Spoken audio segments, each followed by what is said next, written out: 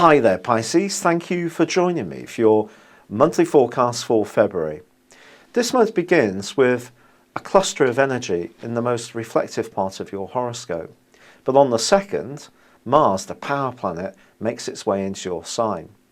Now Mars is the planet of drive, it's also the planet of instant gratification, and here it's asking you to be individualistic, to focus your energies on your own talents and not be quite so caught up in helping other people. But it meets almost straight away Neptune, your co-ruler, suggesting that one big idea of yours could come under a certain amount of testing energies. And this is going to be a pattern for the whole of this month. You're really going to have to believe in yourself, because at times you may seriously doubt the credibility of some of your ideas, or even lack the confidence to drive forwards on things that previously you thought you really would be good at. You mustn't let this happen.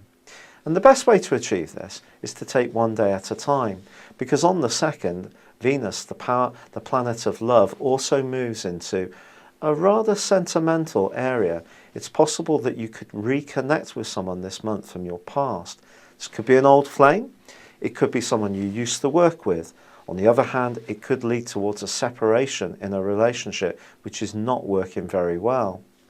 Now, Venus is going to be forging a terrific link with Uranus over the next 2 or 3 days, from the 2nd through to the 4th. So do be open-minded about how you can make money. That idea from the past, or that person from the past, can be a real hint of how you can make money in the here and now. Now on the 6th, Mercury also moves into your sign. This is another very good piece of news.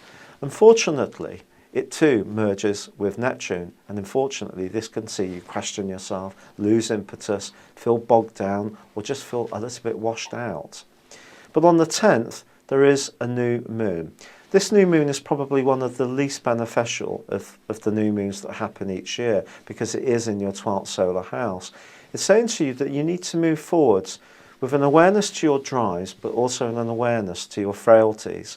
The things that we all have, our insecurities and doubts and anxieties, are going to be washing around this month at times, but you need to still take one step forward at a time. And even if they're small steps, do see it as a step forward. Don't be too self-critical. Now there is, on the 11th, an excellent link between Mercury and Mars and Pluto, suggesting that if you can be patient and tactical, do your research, this can be a period of the month when you can make some serious progress. But then on the 18th, Saturn starts to go backwards. This is going to be the same for everyone, but for you it's in an area that's to do with expansion, to do with travel, higher education, contracts.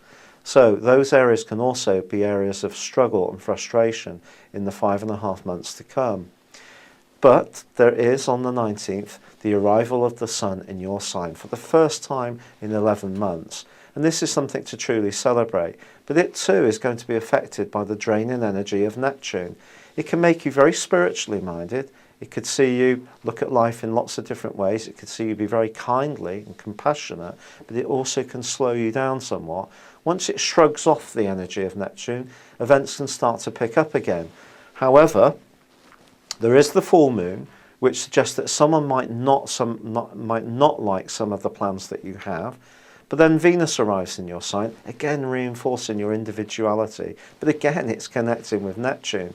And this can leave you with some uncertainties. But I think by the end of the month, as long as you have not lost faith in what you're trying to do, you may have made some adjustments, you may have listened to how other people feel about things, you may have grown in a more emotional context as a person. As you come to the end of this month, it can be the time of some really quite incredible new beginnings for you. Thank you for joining me, good luck, and goodbye for now.